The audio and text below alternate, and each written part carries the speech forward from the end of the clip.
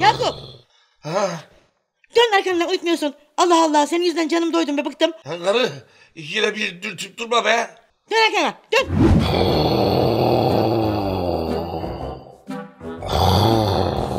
Benim adam iyiden azıttı gari. Uykudurak yok beni. Eskiden 5 şiddetinde horlardın. Hindi 7 şiddetinde horlayıp durmam yavrusu. Sıkacağım boğazına. Çözümlenecek bu iş. Ettim kızım, onu da ettim. Etme mi ne hiç? Hatta ömrünü yastıkta yedim. Şimdi vazgeçmedi mandi yavrusu. Adamın boğazını sıkmayacak. Boğazına sıkacağım, boğazına. Sprey bu. Allah, neymiş adı, neymiş? Antihor. Yetivesin gari bu çile, çekim hep durun bile bile. Beni hep horlevedin, beni hep horlevedin. Artık horletmeyeceksin gari, şimdi anti sıkacaksın gari.